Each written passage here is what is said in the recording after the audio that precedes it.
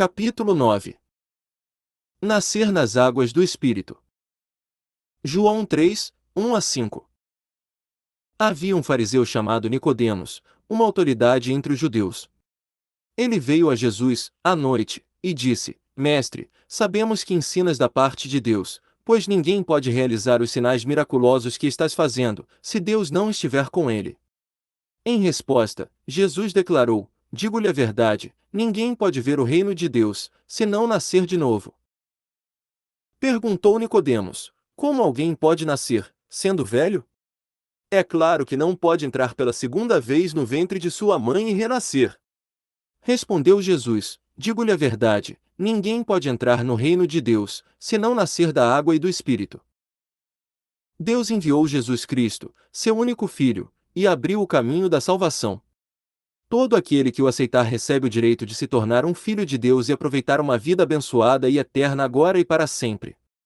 Contudo, hoje em dia você pode ver que muitas pessoas não têm a certeza da salvação, mesmo tendo recebido a Jesus Cristo.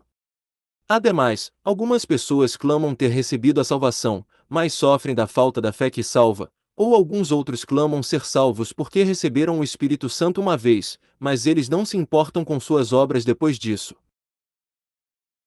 Agora, para concluir a mensagem da cruz, vamos clarificar o como atingir a perfeita salvação, a partir do momento em que você recebe a Jesus Cristo, através da história de Nicodemos. Nicodemos vem a Jesus. Nos tempos de Jesus, os fariseus tinham uma alta estima pela lei de Moisés e por manter a tradição dos anciãos. Eles eram líderes religiosos entre os israelitas que acreditavam na soberania de Deus, na ressurreição, nos anjos, no dia do juízo final, e na vinda do Messias. Ainda assim Jesus os exortava constantemente, dizendo: Ai de vocês, fariseus! Eles, como hipócritas, aparentavam as pessoas como sendo santos por fora, mas por dentro eram cheios de ganância e egoísmo, sendo como sepulcros caiados. Mateus 23, 25-36. Nicodemos tinha um bom coração. Nicodemos era um dos fariseus do conselho de judeus chamado Sinédrio. Contudo, ele não perseguia Jesus como outros fariseus. Ao invés disso, ele acreditava que Jesus havia vindo de Deus, enxergando as maravilhas e os sinais que Jesus fazia. Nicodemos queria saber quem Jesus era, porque ele tinha um bom coração. Em João 7, 51, Nicodemos pergunta aos fariseus que queriam prender Jesus, defendendo a ele: a nossa lei condena alguém, sem primeiro ouvi-lo para saber o que ele está fazendo. Poderia não ser fácil falar isso entre os membros do Sinédrio naquele tempo. Mesmo hoje, se um governo classifica como ilegal ou desencoraja o cristianismo, pessoas públicas não podem ficar ao lado do cristianismo. Da mesma maneira, naquele tempo os israelitas desprezavam todas as religiões, exceto o judaísmo. Nicodemos sabia que ele poderia ser excluído, se defendesse a Jesus. Não obstante, Nicodemos defendeu Jesus. Isso prova que ele foi verdadeiro e esteve firme na fé em Jesus. João 19, 39-40 descreve uma cena imediatamente após a morte de Jesus na cruz. Ele estava acompanhado de Nicodemos, aquele que antes tinha visitado Jesus à noite. Nicodemos levou cerca de 34 quilós de uma mistura de mirra e aloés. Tomando o corpo de Jesus, os dois o envolveram em faixas de linho, com as especiarias, de acordo com os costumes judaicos de sepultamento. Portanto, Nicodemos acreditava que Jesus era um homem de Deus, serviu a Jesus imutavelmente, mesmo após sua crucificação, e ganhou a salvação com fé em sua ressurreição. Nicodemos vem a Jesus. Em João 3, há um diálogo entre Jesus e Nicodemos antes que ele entendesse a verdade em espírito.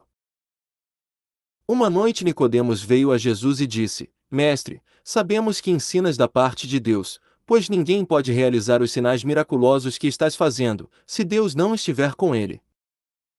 Nicodemos primeiramente não sabia que Jesus era o Messias e Filho de Deus. Contudo, após testemunhar os milagres de Jesus, Nicodemos percebeu que Jesus era um homem de Deus, porque ele tinha uma boa consciência. Através de sua boa consciência, ele soube que somente o Deus Altíssimo poderia ressuscitar os mortos, fazer com que os cegos enxergassem, os coxos se levantassem e os leprosos fossem curados. Então, por que ele veio a Jesus de noite? Ele era como aquelas pessoas que não querem ir a uma igreja publicamente, porque não possuem confiança no Criador. Apesar de Nicodemos ter um bom coração, ele não tinha fé verdadeira. Ele não tinha confiança em Jesus como o Filho de Deus e o Messias, então ele não visitou a Jesus durante o dia, publicamente, e sim durante a noite. 2. Jesus ajuda o entendimento espiritual de Nicodemos. Jesus disse a Nicodemos: digo-lhe a verdade, ninguém pode ver o reino de Deus, se não nascer de novo. João 3, 3. Contudo, Nicodemos não podia entender o que Jesus dizia. Ele então perguntou novamente: como pode alguém nascer, sendo velho? Ele não tinha fé espiritual, então ele imaginava: como pode um homem morrer e retornar ao pó, para então nascer de novo? Então Jesus lhe contou sobre nascer da água e do Espírito. Digo-lhe a verdade, ninguém pode entrar no reino de Deus, se não nascer da água e do Espírito. O que nasce da carne é carne, mas o que nasce do Espírito é Espírito. João 3, 5 a 6. Depois da desobediência de Adão, o espírito de cada homem morreu e todos, a partir de então, estavam destinados a morrer. Contudo, o espírito de um homem pode reviver, depois de ter nascido no Espírito Santo. Conforme ele se torna espiritual, ele volta a ser conforme a imagem de Deus e é salvo. Ainda assim, Nicodemos não entendeu o que Jesus queria dizer. João 3, 9. Então ele perguntou: como isso pode acontecer? Ao que Jesus lhe respondeu: eu lhes falei de coisas terrenas e vocês não creram. Como crerão se lhes falar de coisas celestiais? Ninguém jamais subiu ao céu, a não ser aquele que veio do céu, o Filho do Homem. Da mesma forma como Moisés levantou a serpente no deserto, assim também é necessário que o Filho do Homem seja levantado, para que todo o que nele crer tenha a vida eterna. João 3, 12 e 15. Em Números 21, 4 a 9, os israelitas que haviam sido retirados do Egito falaram contra Moisés por causa de suas jornadas a Canaã, que estavam se tornando crescentemente difíceis de suportar. Então Deus virou a sua face e lhes enviou serpentes venenosas para picar as pessoas. Quando o povo clamou por ajuda, Deus disse a Moisés para fazer uma serpente de bronze e colocá-la em um estandarte. Deus salvou a todos que olhassem para a serpente, mas pessoas teimosas morreram porque nem sequer se davam ao trabalho de olhar para a serpente, em descrença. Para compreender a palavra de Deus espiritualmente. Por que Deus ordenou que se fizesse uma serpente de bronze e a colocasse sobre um estandarte? De Gênesis 3 horas e 14 minutos sabemos que a serpente foi amaldiçoada. Ademais, Gálatas 3, 13 diz: maldito todo aquele que for pendurado no madeiro. Portanto, colocar uma serpente de bronze sobre um estandarte simboliza que Jesus seria posto em uma cruz de madeira, como uma serpente amaldiçoada, para nos redimir. Além disso, assim como aqueles que olharam para a serpente viveram, dessa mesma maneira, qualquer um que creia em Jesus Cristo será salvo. Nicodemos não podia compreender o significado da palavra de Deus, porque ele ainda não havia nascido de novo, e seus olhos espirituais ainda estavam fechados. Mesmo hoje, a menos que você nasça novamente, você não poderá entender o significado da mensagem espiritual, porque você pode tentar compreendê-la ao pé da letra e interpretá-la de forma equivocada. Você deve orar fervorosamente de modo a compreender o significado espiritual da palavra de Deus, pela inspiração do Espírito Santo. Então o Deus de graça abrirá o seu coração e você poderá entender a palavra de Deus e ter uma fé verdadeira. 3. Quando nascer nas águas do Espírito. Jesus disse a Nicodemos, quando ele o visitou pela noite: digo-lhe a verdade, ninguém pode entrar no reino de Deus, se não nascer da água e do Espírito. O que nasce da carne é carne, mas o que nasce do Espírito é Espírito. João 3, 5 a 6. Vamos esclarecer o significado de nascer da água e do Espírito. Como você pode nascer novamente pela água e pelo Espírito, e assim obter a salvação? Água simboliza a água viva, que dá a vida eterna. A água alivia nossa sede e faz com que nossos órgãos internos trabalhem suavemente. Ela também limpa o nosso corpo por dentro e por fora.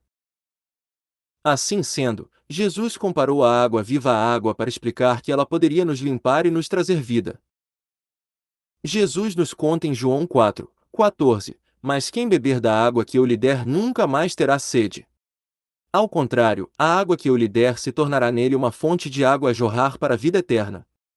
Quando bebemos água, perdemos a sede por um tempo, mas eventualmente tornaremos a ter sede. Aqueles que beberem a água que Jesus lhes der nunca sentirão sede novamente. Designadamente, uma fonte de água que jorra por toda a vida eterna nos dá a vida.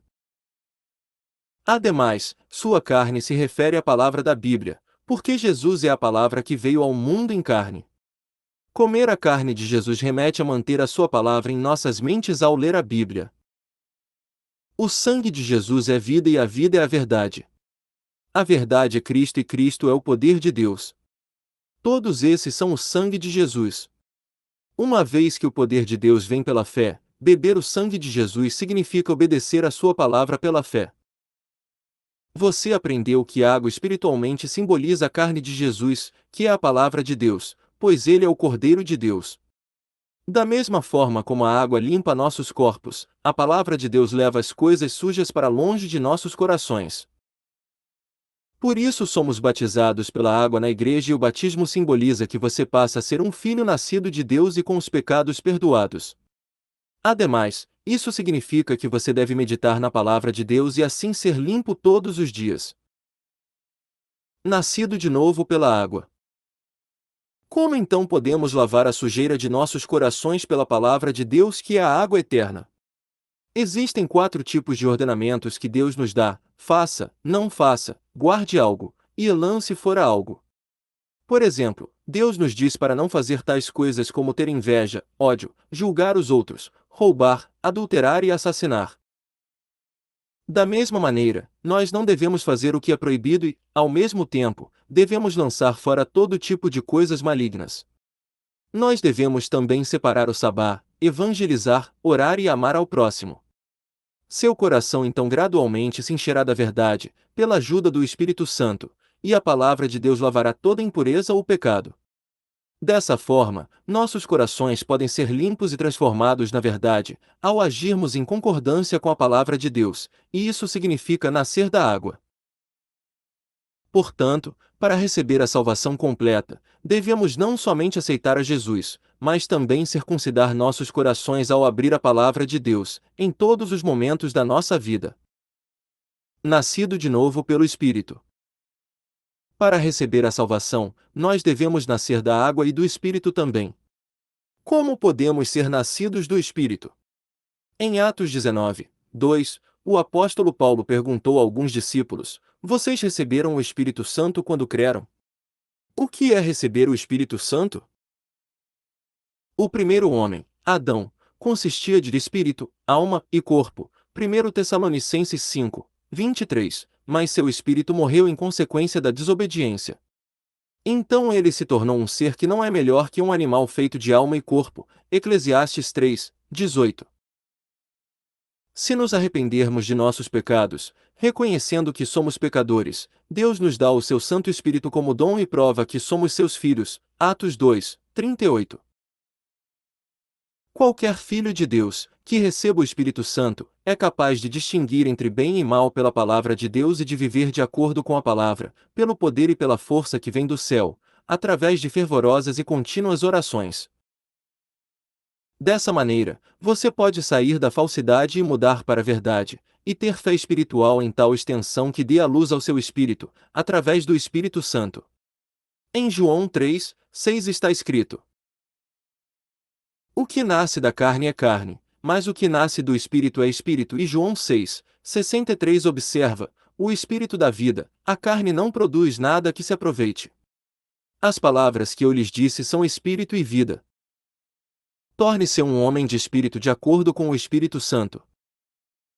Quando você nasce na água e no Espírito, você obtém a cidadania no céu. Filipenses 3:20. Como filho de Deus, você vai a cultos, louva-o e se regozija nele, e se esmere em viver na luz. Antes de receber o Espírito Santo, você viveu na escuridão, porque você não sabia a verdade. Contudo, após receber o Espírito Santo, você tenta viver na luz. Conforme o tempo passa, você descobre que, enquanto tinha alegria no coração, você constantemente tinha conflitos internos. Isso acontece porque a lei do Espírito, que segue os desejos do Espírito Santo, luta contra a lei da natureza pecaminosa que segue as vontades de um homem pecaminoso, que cobiça e possui orgulho pela vida. 1 João 2:16. O apóstolo Paulo falou sobre essa luta: no íntimo do meu ser tenho prazer na lei de Deus, mas vejo outra lei atuando nos membros do meu corpo, guerreando contra a lei da minha mente, tornando-me prisioneiro da lei do pecado que atua em meus membros. Miserável homem que eu sou! Quem me libertará do corpo sujeito a esta morte? Romanos 7:22-24. Quando você nasce da água e do Espírito, você acaba de se tornar um filho de Deus, como um recém-nascido espiritualmente. Isso não significa que você é uma pessoa adulta e experiente espiritualmente. Por isso Gálatas 5:16-17 observa: vivam pelo Espírito, e de modo nenhum satisfarão os desejos da carne. Pois a carne deseja o que é contrário ao Espírito, e o Espírito, o que é contrário à carne. Eles estão em conflito um com o outro, de modo que vocês não fazem o que desejam. Para seguir o Espírito Santo, você deve viver em concordância com a palavra de Deus e fazer o que é aceitável e prazeroso para Deus. Assim, se você seguir os desejos do Espírito, você não vai ser tentado e será capaz de derrotar a Satanás, que o tentará a seguir os desejos da natureza pecaminosa. Você pode viver pela verdade e devotar-se fielmente ao reino de Deus e à sua justiça. Quando você segue os desejos do Espírito Santo, você está em alegria e paz. Contudo, você irá ser um miserável com um pesado fardo nas costas, quando seguir os desejos de sua natureza pecaminosa. Conforme a sua fé amadurecer, você poderá lançar fora os seus pecados e seguir os desejos do Espírito Santo em todas as situações. Os seus desejos que querem seguir a natureza pecaminosa irão desaparecer. Ademais, você não precisará lutar para lançar fora os pecados e não será miserável de novo. Você poderá ser sempre feliz em qualquer circunstância. Deus tem prazer naqueles que vivem pelo Espírito. Ele lhe satisfaz os desejos de seus corações conforme nos prometeu em Salmos 37:4. Deleite-se no Senhor, e Ele atenderá aos desejos do seu coração. Se você direcionar o seu coração para que se encha somente com a verdade, Deus terá prazer em você e fará possível todas as coisas para você. Eu espero que você possa nascer da água e do Espírito, e viver em concordância com os desejos do Espírito. 3 testificadores: o Espírito, a água e o sangue. Conforme já explicado, você deveria nascer da água e do Espírito para ser salvo. Contudo, para receber a salvação completa, você deve ser purificado de seus pecados, pelo sangue de Jesus ao caminhar na luz. Se o seu coração não está purificado, você ainda possuirá pecados. Portanto, você necessitará do sangue de Jesus Cristo para se purificar dos pecados remanescentes. Acerca disso, 1 João 5:5-8 nos conta o seguinte: quem é que vence o mundo? Somente aquele que crê que Jesus é o Filho de Deus. Este é aquele que veio por meio de água e sangue, Jesus Cristo, não somente por água, mas por água e sangue. E o Espírito é quem dá testemunho, porque o Espírito é a verdade. Há 3 que dão testemunho: o Espírito, a água e o sangue, e os 3 são unânimes. Jesus veio por água e sangue. João 1h01 diz: o Verbo era Deus, e João 1:14, aquele que é a palavra tornou-se carne e viveu entre nós. Vimos a sua glória, glória como do unigênito vindo do Pai, cheio de graça e de verdade. Ou seja, Jesus, Filho unigênito de Deus e a própria palavra de Deus, veio à terra em carne para perdoar os nossos pecados. Mesmo hoje, ele continua a nos purificar com a palavra de Deus, a Bíblia. Contudo, você não pode viver de acordo com a palavra de Deus sem a ajuda do Espírito Santo. É impossível lançar fora os seus pecados pelas suas próprias forças. Você deve receber a ajuda do Espírito Santo através da oração fervorosa, de forma que você possa abandonar sua natureza carnal, a luxúria de seus olhos e o orgulho pela vida. Somente assim você poderá afastar as trevas da mentira de seu coração. Ou seja, você necessita do derramamento de sangue para ser perdoado. Em Hebreus 9, 22 está escrito: de fato, segundo a lei, quase todas as coisas são purificadas com sangue e sem derramamento de sangue não há perdão. Você precisa de Jesus porque apenas o seu sangue imaculado e sem pecados pode lavá-lo de seus próprios pecados. Você deve acreditar em Jesus que veio em água e sangue e receber o Espírito Santo como dom de Deus, para obter a salvação, para a qual você precisa das três coisas: o Espírito, a água e o sangue. Se não houver derramamento de sangue, não haverá perdão e você continuará em pecado. Você precisa não somente da palavra, a água, para ser purificado, mas também do Espírito Santo, para ajudá-lo a viver plenamente de acordo com a sua palavra. Então esses três são unânimes. Portanto, nós devemos, após ser perdoados de nossos pecados ao aceitar a Jesus Cristo, continuar nascendo da água e do Espírito, de forma a receber a perfeita salvação, compreendendo o fato de que somente o Espírito, a água e o sangue juntos nos salvarão e nos levarão para o céu.